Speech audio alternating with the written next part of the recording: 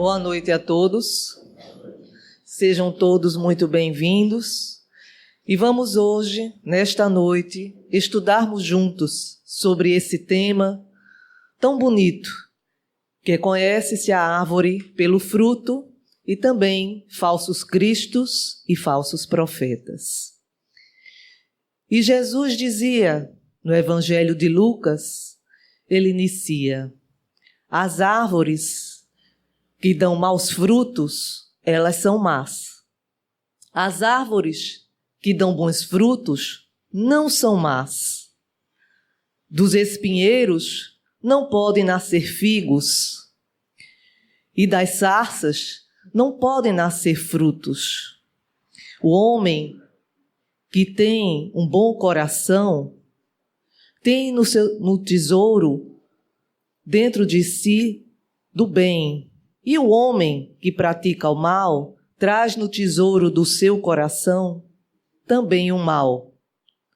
Porque a boca fala do que está cheia o coração.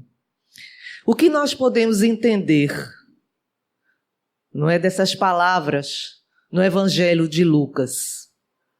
A árvore, naquela época, era um símbolo. Era um símbolo das aparências, porque ela tem as suas raízes, ela tem os seus galhos e folhas. Então representa a nossa vida material, enquanto que o fruto representa a nossa vida espiritual, a nossa essência. E é por isso que se diz, não é, que a árvore se conhece pelo fruto que dá. E que a boca fala do que está cheio o nosso coração.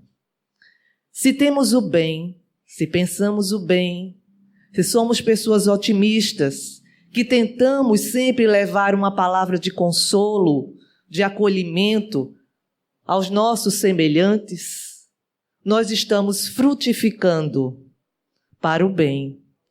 Mas se somos aquelas pessoas que só reclamam, que só se lamuriam, cheia de incredulidade, que tudo está ruim, nada presta, só o nosso semelhante é quem está errado, nós somos comparados àquela fruta, como se diz, amadurecida no carbureto, que muitas vezes é bonita por fora, mas que não possui doçura, que não possui suculência, que não agrada ao paladar.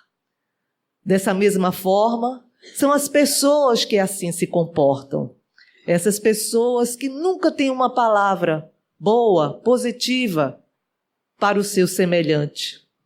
Estão sempre a reclamar de tudo. Então nós podemos perceber que isso é uma questão de escolha. Que esses frutos que nós podemos oferecer aos nossos semelhantes é e sempre será uma questão de escolha. E nós vamos relatar aqui para vocês duas situações. A primeira situação relata justamente aquela pessoa que não vê o outro, como dizia aqui a nossa irmã Rosane, que não olha para o lado, que não se preocupa com o outro. Estávamos um certo dia no supermercado e vimos a seguinte cena.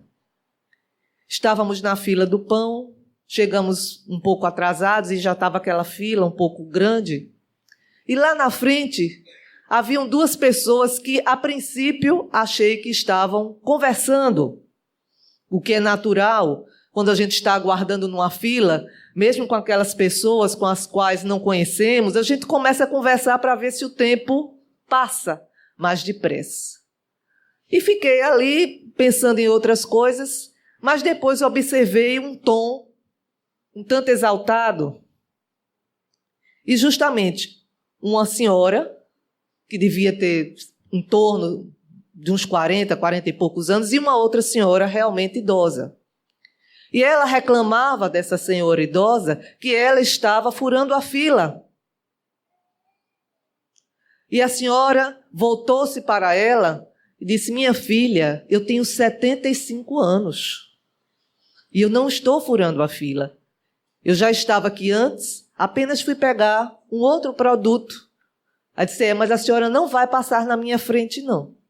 Porque se todos os idosos que forem chegando para pegar o pão, porque são preferenciais, não vai sobrar para ninguém. Então, não apenas eu, como outras pessoas que estavam um pouco mais na frente, ofereceram para que aquela senhora viesse para o nosso lugar. Mas ela disse, não, minha filha, eu vou ficar aqui mesmo. E passou alguns minutos, o padeiro foi, colocou o pão, não é? Que hoje, né, existe esse sistema de a gente mesmo pegar o pão. E quando abriu, essa moça, pegou uma espécie de pinça que a gente pega o pão e disse, a senhora não vai pegar o pão. E pegou a pinça e segurou. Eu não, realmente, naquele momento, eu fiquei atônita com aquela atitude. Por que toda aquela agressividade? Mas a senhora, aquela idosa, não se deu por achada. Ela foi, pegou com a mão os pães que ela queria, botou dentro do saco e foi embora. Vejam só. Muitas vezes nós almejamos o poder, o dinheiro. Mas será que nós temos essa condição? Se às vezes o pouco de poder que temos, que às vezes de estar no início de uma fila, ter a chance de dar o lugar para que um outro carro passe à nossa frente, e a gente, não vai passar, não deixamos. Vamos agora colocar numa escala muito maior. Se fôssemos governantes, se fôssemos reis, se tivéssemos algum tipo de poder realmente sobre os outros, o que faríamos? Se diante de uma coisa tão insignificante, entre aspas, que é deixar que uma pessoa mais idosa do que nós passe e pegue o seu pão, que já está ali aos seus 75 anos, o que não é fácil, só sabe quem tem, mesmo que se tenha saúde, é muito tempo de vida. O que custa deixar ela pegar? Até por uma questão de educação. Ou no trânsito, se vemos que tem alguém apressado e nós temos a chance de deixar aquela pessoa passar, deixa aí. Às vezes até estamos sendo agraciados com um livramento de Deus e a gente não faz ideia. E a gente vive numa constante pressa, correndo de um lado para o outro, como se isso, muitas vezes, nos trouxesse alguma coisa de bom. E se a gente reflexionar, vai ver que muitas vezes isso não nos leva a lugar algum. Mas continuando. Então, no mundo espiritual, nós conseguimos perceber que o importante é o que está dentro de nós, aquilo que cultivamos dentro do nosso ser. Aí aqui demonstramos esse tipo de atitude. Agora vamos falar de um outro. Em Los Angeles, num hospital, havia uma criança de 8 anos. Ela estava com leucemia. E a sua mãe, muito triste, desolada por aquela situação, porque o caso dela realmente não previa uma recuperação. E ela chorando, e o filho que estava deitado ao seu lado, acordou e disse, mamãe, você está chorando? Ela disse, não, meu filho, não estou chorando não é nada. Eu disse, não, mamãe, não fique triste não. Ela disse, não estou triste não, sei que você vai ficar bom. Aí ele virou-se para ela e disse, realmente, eu gostaria muito de ficar bom, porque o meu maior sonho é ser bombeiro. E eu gostaria de ter tempo para ser bombeiro. E ela, ao ouvir aquilo, quem é mãe ou pai, sabe que aquilo é como se fosse uma faca cravada no nosso peito. Ela disse, não, mas você terá tempo, não se preocupe. E pediu à enfermeira que ficasse com ele e saiu. E chorou um pouco no corredor e veio-lhe a ideia de ligar para o corpo de bombeiros. E assim o fez. E disse: eu quero falar com o capitão dos bombeiros. Ele: sou eu mesmo, senhora. O que ocorre? E ela explicou a ele a situação de que o filho estava doente e que não havia recuperação possível para ele, já era um estágio terminal. E que ele acabava de dizer para ela que o seu maior sonho era ser bombeiro. E ela gostaria que alguém do corpo de bombeiro fosse até lá ao hospital para dizer uma palavra àquela criança, para encorajá-la, enfim, dar-lhe algum alento, já que ela sabia que esse sonho de ser bombeiro ele não alcançaria. Então ele disse: vou fazer melhor. Vou reunir algum dos meus homens e dentro de mais ou menos 2 horas eu estarei no hospital. Passe meu endereço, avise ao hospital, porque eu vou chegar com um carro de bombeiros, aquela escada Magiros, e nós vamos entrar pela janela. Ela não acreditou de tanta felicidade. E voltou e foi lá, falou com o diretor do hospital, explicou a situação, eles permitiram e realmente, em mais ou menos 2 horas, chega o caminhão dos bombeiros com aquela sirene tocando, toda aquela história. Eles colocam a escada Magiros, ela abre a janela, eles entram, e quando a criança vê, né, aqueles bombeiros adentrando o seu quarto, ele não acredita. O que é isso, mamãe? Aí ela diz para ele: são os bombeiros, meu filho, eles vieram falar com você, eles têm uma boa notícia para você. E ela ficou assim, encantada, felicíssima. E eles entraram, cumprimentaram ele e disseram: nós soubemos que você quer ser bombeiro. Ele disse: quero, mas eu acho que eu não terei tempo. Então ele diz assim: não, você terá tempo sim. Vamos combinar o seguinte: nós vamos tirar as suas medidas da sua cabeça, do seu corpo, e vamos mandar fazer um uniforme para você. E na próxima semana, na quarta-feira, a sua mãe vai levar você de ambulância lá, onde nós estamos, na nossa unidade. E ele não acredita de tanta felicidade. Aí a mãe chama o bombeiro assim no cantinho. O médico falou que se ele muito viver, vão ser 2 dias. Ele não tem esse tempo. Eu disse: não, mãe, ele vai viver. A senhora vai ver. Não se preocupe, dará tempo. E assim, contra todas as expectativas, o menino passa um dia, passa o outro e o outro, até que chegou a dita quarta-feira.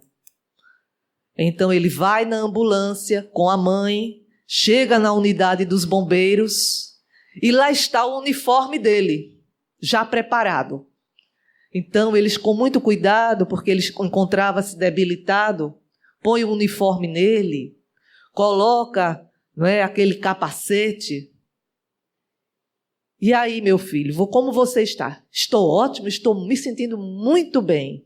Então, a partir de agora, você será o novo bombeiro desta unidade.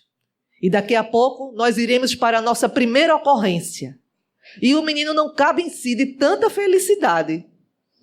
Então eles pegam o menino no colo, levam para o caminhão de bombeiros, ficam com ele no braço. E dizem: temos um chamado. Mas só que na realidade não havia nenhum chamado, nenhuma ocorrência. Mas era apenas para que ele tivesse a sensação de ser um bombeiro. Então eles dão uma volta com ele no caminhão, param em determinado local, onde há um pequeno incêndio, né? Já tudo preparado, e eles abrem a mangueira e digam: bombeiro, vamos apagar esse fogo. Aí eles colocam a mãozinha do garoto na mangueira e ele começa a sentir aquela alegria de ver a água disseminando aquele fogo. Aí ele disse: então agora eu sou um bombeiro mesmo de verdade. É sim.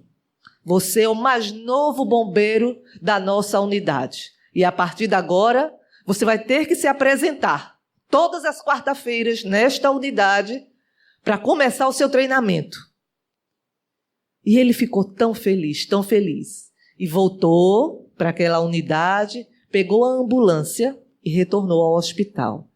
No outro dia, ele veio a desencarnar. Então veja que maravilha esse homem, esse capitão dos bombeiros fez por essa criança.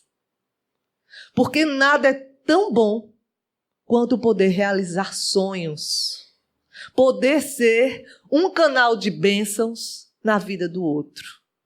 É muito melhor até do que ter os próprios sonhos realizados. É realizar os sonhos dos outros. E foi isso o que ele fez dentro daquela esfera de poder que ele possuía. Ele proporcionou àquela criança e àquela mãe a paz, a felicidade. E com isso ele desencarnou feliz, e a mãe, mesmo sentindo a ausência daquele filho tão amado, tão querido, ficou em paz, porque viu que ele desencarnou feliz, com o seu sonho realizado. Então aqui nós podemos fazer uma análise das duas atitudes. Todos dois eram seres humanos. Então nós temos como escolher o que queremos ser na vida do outro. Independentemente, às vezes nós podemos dizer assim: mas eu sou tão imperfeito, eu tenho tantos problemas, tantas situações. E quem não tem? E quem não tem? Muitas vezes temos a avidez de querermos curar as doenças do corpo, mas não curamos as doenças da alma. E vamos ver isso num episódio em que Jesus chega a Galileia e fala com Simão e com seu irmão André. Ele solicita que o acompanhem, que eles se tornem a partir dali pescadores de homens e não apenas de peixes. E pede para ficar na casa de Simão aquela noite. E como ali todos se conheciam, daqui a pouco a casa de Simão está lotada de gente, porque todos já conheciam a fama de Jesus àquela altura, do seu poder de cura, do seu poder de consolar, de falar belas palavras. E a multidão vai chegando, vai se aglomerando ali na casa de Simão. E no meio da multidão, eis que grita um homem e diz: Jesus, cura-me, Jesus.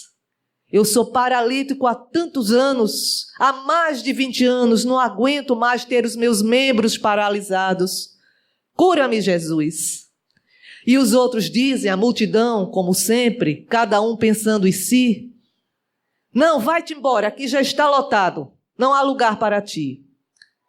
Mas Jesus diz: traga-o para mim. E assim, alguns se juntam, e na entrada e na casa de Simão havia uma espécie de claraboia, onde ali entrava o ar, e nos dias quentes eles subiam para uma espécie de terraço, e tinha ao lado uma pequena escada. Então eles improvisaram ali uma espécie de cadeira, botaram ele num tapete, colocaram umas cordas e desceram por uma espécie de clareira que havia nessa casa de Simão. E ao defrontar-se com Jesus, Jesus pergunta-lhe: Nataniel, filho de Elias, tu crês que posso curar-te? Sim, acredito, mestre. Acreditas mesmo? E como sabes o meu nome? O bom pastor conhece as suas ovelhas. Então Jesus olha para ele firmemente e diz: levanta-te e anda. E ele se apoia nos cotovelos e começa a querer andar, mas não consegue e desmaia. E depois, quando ele torna, Jesus olha para ele, se abaixa e olha bem dentro dos olhos dele e faz novamente a pergunta: Nataniel, tu crês que posso curar-te? Sim, mestre, acredito. E nesse momento, ele aos poucos, como se tivesse mãos invisíveis, vai se levantando, vai se erguendo e finalmente se levanta e anda. Para o júbilo de todos e surpresa, porque muitos ali não acreditavam ainda no poder de Jesus. E ele agradece o mestre e Jesus diz a ele: agora vai na sinagoga e mostra aos doutores da lei o que o pai pode fazer e que o filho do pai pode fazer. E ele sai, andando todo feliz, mas na frente chega mesmo até a correr. E Jesus continua atendendo aquelas pessoas. Mais adiante, uma mulher grita: Senhor, a minha filha é cega, cura a minha filha. E ele coloca as mãos em cima dos olhos daquela moça, que estava ali cheio de crostas, e ela dá um grito, porque a luz entra em seus olhos e ela começa a enxergar. E com isso, todos gritam, né? Felizes, a mulher agradece a ele, e ele continua nesse atendimento. Mais adiante, outro chega e faz: Senhor, eu sou leproso, cura minhas chagas. Há tanto tempo, não aguento mais as pessoas que se repugnam, que se afastam quando eu passo. Cura-me, Senhor. E Jesus se aproxima dele, impõe-lhe as mãos e todas as chagas, todos os ferimentos desaparecem. E ele continua atendendo aquelas pessoas, até que Simão percebe que ele está muito cansado, lívido, suando. Então Simão diz: tá bom por hoje. Amanhã Jesus atende a quem não pôde ser atendido hoje. Por hoje está bom. E aí vai tirando as pessoas da sua casa. E leva o mestre para as areias do mar da Galileia, para o Tiberíades. E lá havia uma árvore muito frondosa, muito bonita, que tinha uma pedra. Então Simão diz: entra aqui, Senhor, descanse. E eles ficam ali, naquela brisa suave, a noite chegando, a lua surgindo no céu, e toda aquela paisagem belíssima do Tiberíades, aqueles ventos suaves. E de repente, Simão, quando olha para ele, vê que ele chora. Mestre, por que choras? Choro por esses irmãos, pelo leproso, pela irmã que estava cega e pelo paralítico. Sabe aonde eles se encontram agora? Mas, mestre, tu curaste essas pessoas, devias estar alegre, assim como curaste tantos outros. Mas não estou. Sabe onde está o paralítico? Está neste momento num bar da pior espécie, se embebedando. Sabe o que a moça que agora enxerga disse? Que irá se vingar de todos aqueles que a desprezavam e que a chamavam de cega. Sabe aonde está aquele homem que antes era cheio de chagas, um leproso, e agora está com seu corpo são? Se encontra numa casa de prostituição e dizendo que agora irá viver todos os prazeres da carne que a vida sempre lhe negou. Então, eu vim para curar almas e não corpos.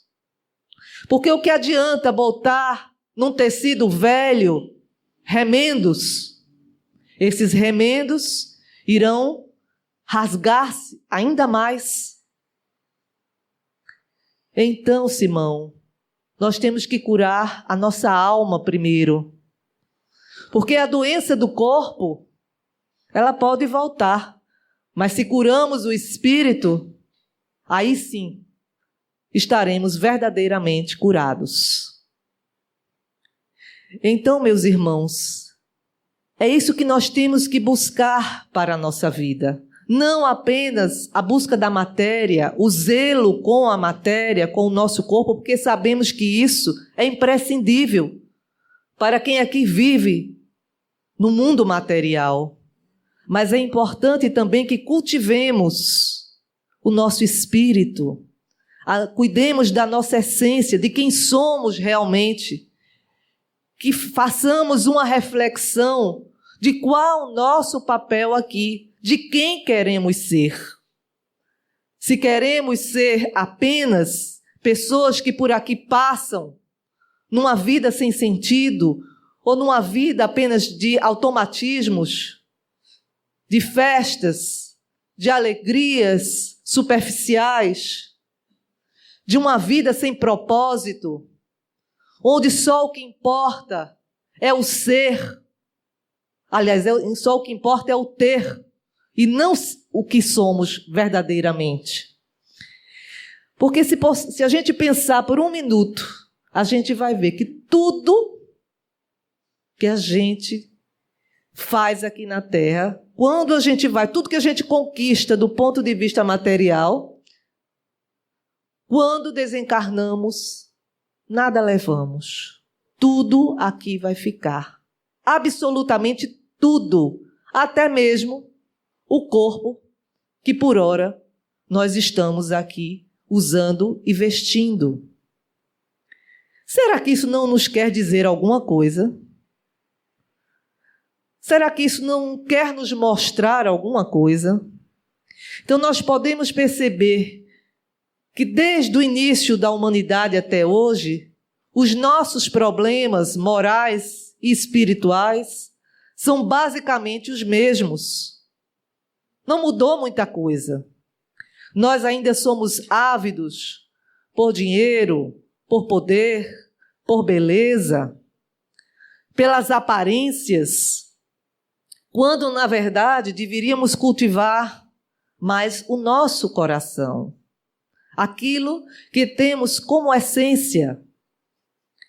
E vai haver um momento em que o Filho do Homem se assentará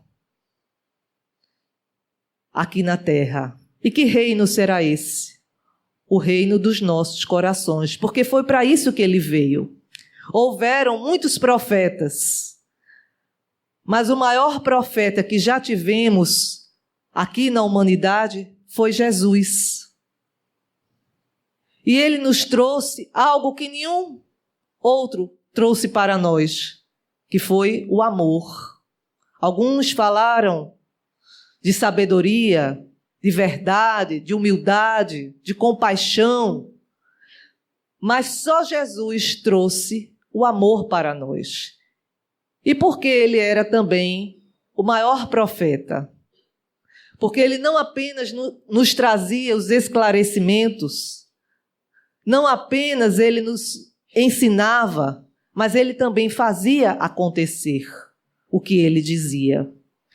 Então, por isso que até hoje, depois de tanto tempo, ainda falamos nele, estudamos a sua personalidade e procuramos entender essa personalidade tão rica que foi Jesus e sempre será.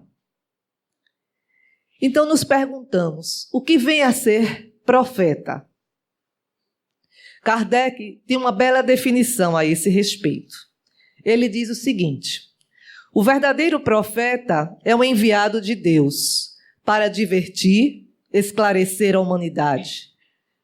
Um espírito de Deus, um espírito superior e como homem, homem de bem, será reconhecido pelos seus atos, que trarão o cunho de sua superioridade e pelas grandes coisas que realizará pelo bem e para o bem. Então, isso é que é ser um profeta, segundo Kardec nos disse. Então, ao longo da humanidade, quantos vieram nos advertir? Quantos vieram nos esclarecer? Quantos vieram dar puxões de orelhas em nós? E nós perguntamos, o que aprendemos disso tudo? Em que mudamos? Será que conseguimos já modificar o que éramos antes? Sim. E muitas coisas melhoramos. E muitas coisas avançamos. Mas muito mais há por avançar. E nós sabemos, e a própria espiritualidade vem nos advertindo que a hora é chegada. As lições já foram dadas. As advertências já foram ditas. Cabe-nos agora utilizar tudo isso que já foi dito, que já foi ensinado, que já nos foi advertido, para mudarmos a nossa conduta. Porque aqui sabemos que quando chegar o momento da nossa Terra se tornar um planeta de regeneração, só ficarão aqueles que verdadeiramente estiverem dispostos a vivenciar o bem, a praticar o bem. Porque aqueles que ainda permanecerem, não é, com a vaidade, com o orgulho, com a maldade no coração, com o egoísmo, esses, infelizmente, aqui não poderão continuar. Mas é porque Deus é ruim? É porque Jesus assim quer de uma forma arbitrária? Não. É porque nós escolhemos esse caminho. Em Apocalipse, há uma frase que diz assim: os injustos que continuem com a injustiça e que os justos continuem a praticar a justiça. Ou seja, mesmo nesse momento em que nos encontramos, em que será separado o joio do trigo, nós temos ainda o poder de escolher. Nós temos o poder de escolha. Se queremos realmente buscar essa modificação íntima, essa transformação íntima, ou se queremos continuar sendo aquele velho homem, um velho homem que não mais caberá nessa nova humanidade que a cada dia se transforma, que a cada dia se modifica. E quem somos? Quais são os falsos cristos e os falsos profetas? Muitas vezes somos nós mesmos. Nós que abraçamos a doutrina espírita, podemos nos comportar como falsos cristos e falsos profetas. Mas de que maneira? Quando não temos critério, quando não agimos com amor. Porque Jesus dizia: acima da lei está a misericórdia. E nós, na maioria das vezes, não somos misericordiosos com o nosso semelhante. Não somos indulgentes. Sempre temos o dedo em riste para apontar os defeitos, os erros dos outros. E os nossos, onde ficam? Então temos que mudar a nossa postura diante disso. Temos que ter misericórdia, inclusive entre nós mesmos, espíritas, que nem sempre temos essa misericórdia, esse acolhimento uns com os outros. Muitas vezes chega um confrade nosso com um problema ou triste, e nós queremos discursar. E nós queremos falar, pregar, quando o nosso primeiro papel deve ser acolher, amparar e depois esclarecer. Porque uma pessoa que se encontra em sofrimento, ela não tem condições de ouvir sermões. Ela quer ser acolhida. Assim como Jesus fazia com todos, ele acolhia, ele amparava, assim como ele fez com a mulher adúltera. Vás e não peques mais. Onde estava a mulher? Todos aqueles que queriam te apedrejar. Ele acolheu, ele amparou, mas ele deu limite. Acolher, amparar, não significa não dar limites. A gente dá o limite, mas primeiro a gente acolhe e a gente ampara. para depois esclarecer e dar o limite, se assim for necessário. Da mesma forma, em relação, a gente vê hoje, quem tem Zap ou e-mail, recebe uma gama, não é, de mensagens, dizendo que é de Bezerra de Menezes, que é de vários espíritos conhecidos. E muitas vezes nós repassamos aquilo sem ter um critério, sem avaliar se aquilo realmente procede ou não daquele dito espírito. E nós que vivenciamos e que estudamos aqui a doutrina, nós temos a obrigação de tudo aquilo que vem para nossas mãos em termos de conteúdo e que não é amplamente divulgado, a gente tem a obrigação de ter um critério, de ler, de verificar se realmente aquela mensagem é realmente daquele espírito. Porque se não agimos assim, nós, ao invés de estarmos contribuindo para a divulgação da doutrina, pelo contrário, nós estaremos atrapalhando. Então, nós já sabemos que é pelo fruto que se conhece a árvore.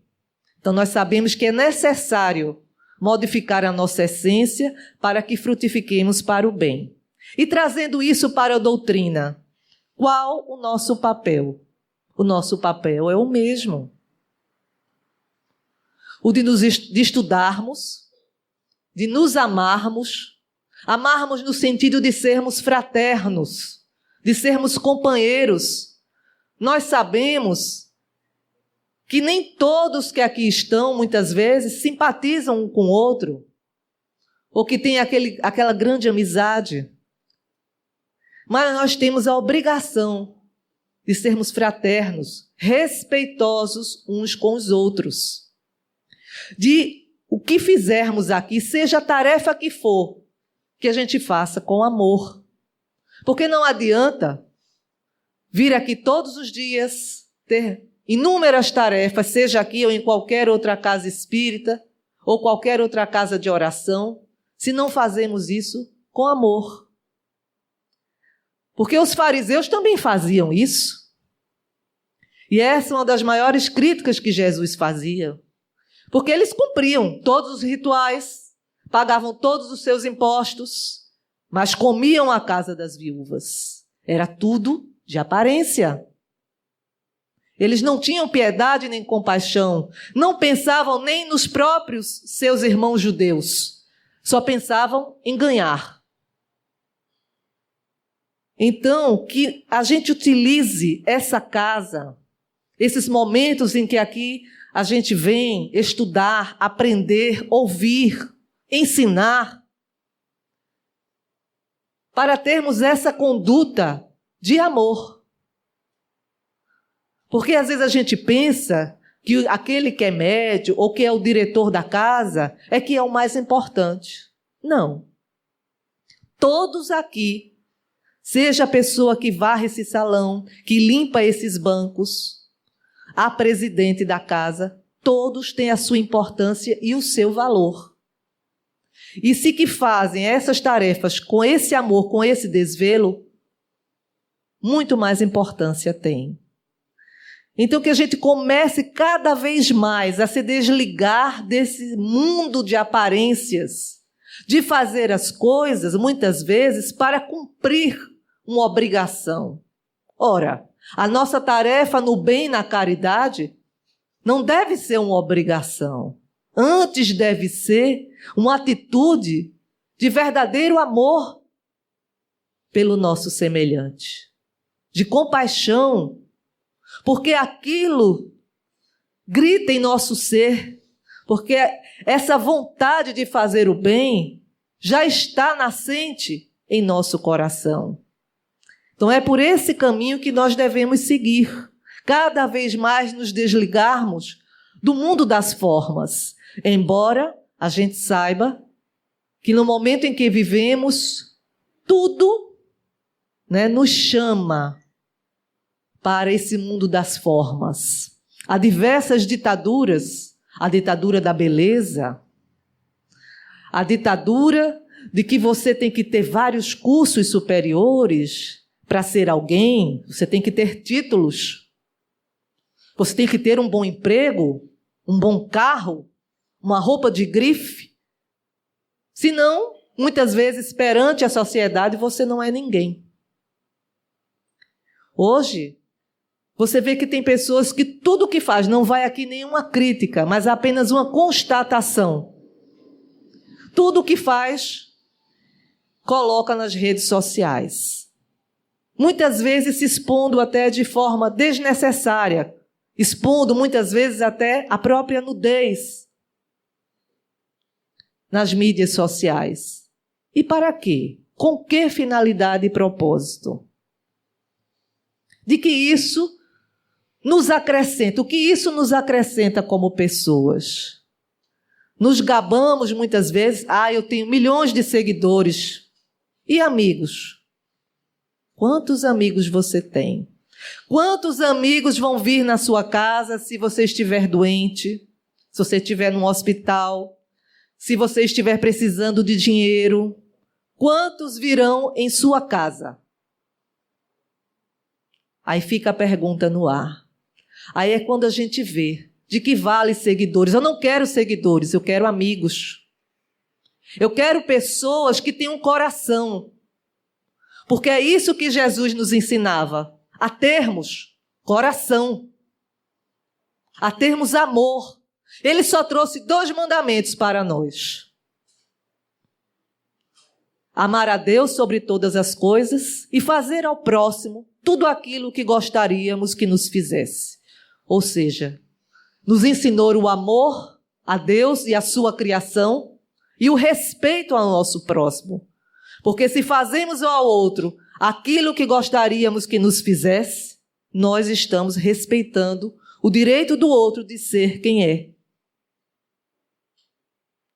Então basta isso, para que tenhamos uma vida em sociedade, em família, profissionalmente, uma vida salutar, uma vida feliz, dentro das possibilidades que o nosso planeta nos oferece.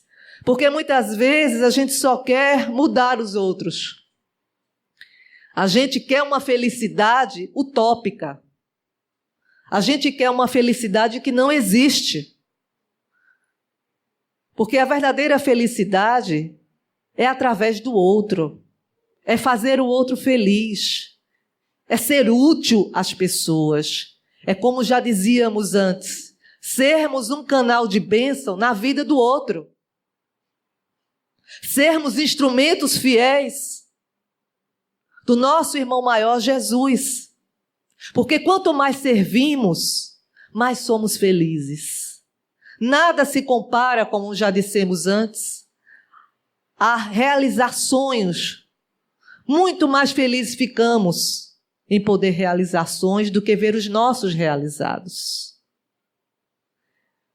Então, meus irmãos, é chegada a nossa hora. Nós não podemos mais dizer, eu não sei, eu não sabia, ninguém me falou nada. Tudo já foi dito. Inclusive pelo mestre dos mestres. A todo momento ele está aí nos chamando. Então temos que ser esses trabalhadores da última hora. Temos que nos ligar às suas hostes de amor, de perdão, de misericórdia. Se é que queremos continuar nesse planeta abençoado que é a Terra. Se é que queremos evoluir. Se é que queremos realmente encontrar esta felicidade. Porque não tenhamos ilusão de que somos felizes sozinhos. Só seremos felizes quando todos também forem. Quando não houver fome, miséria, desgraça, falta de amor, falta de perdão, falta de misericórdia, falta de justiça. O que hoje tanto nos falta, mas que haverá este dia, que nada disso mais faltará. Só haverá amor, caridade, misericórdia.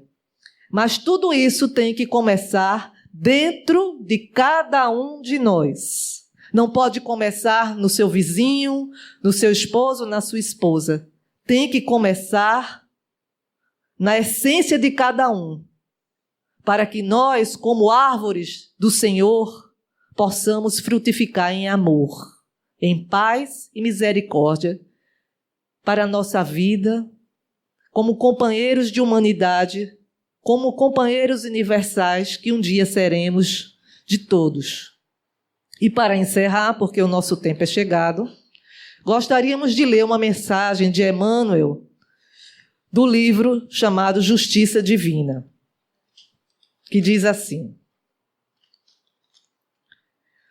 compreendemos, sim, todos os teus cuidados no mundo, assegurando a tua tranquilidade, organizar com esmero a casa em que vives, proteges as vantagens imediatas da parentela, preservas apaixonadamente a segurança dos filhos, atendes com extremado carinho ao teu grupo social, valorizas o que possuis, arranjas habilmente o leito calmo, selecionas com fino gosto os pratos do dia, defendes como podes a melhoria das tuas rendas, aspiras conquistar salários mais amplos, garante teus direitos à frente dos tribunais, vasculhas avidamente o noticiário do que vai pelo mundo,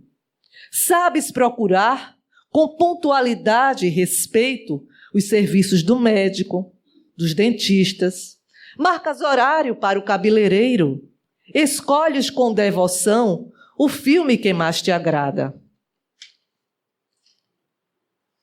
Examinas a moda, ainda mesmo com simplicidade e moderação, como quem obedece à força de um ritual. Questionas sucessos políticos, discutes serviços públicos, tentas de maneira instintiva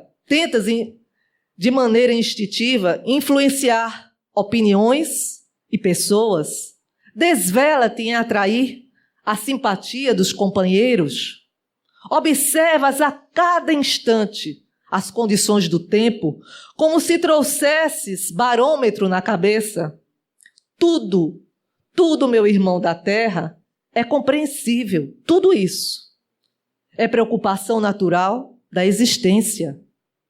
No entanto, não conseguimos explicar o teu desvairado apego às ilusões de superfície. Nem entendemos por que não dedicas alguns minutos de cada dia, de cada semana, de cada mês, a refletir na transitoriedade dos recursos humanos, reconhecendo que nada levarás do plano físico, tanto quanto afora os bens do espírito. Tanto quanto afora os bens do espírito, nada trouxeste ao pousar nele, quer dizer, nada trouxemos ao vir para este mundo. Ainda assim, não te convidamos à ideia obcecante da morte, porquanto a morte é sempre outra face da vida. Desejamos tão somente destacar que nessa ou naquela convicção ninguém fugirá do porvir. Disse o Cristo: andai enquanto tendes luz. Isso quer dizer que é preciso aproveitar a luz do mundo para fazermos luz em nós mesmos. Muita paz.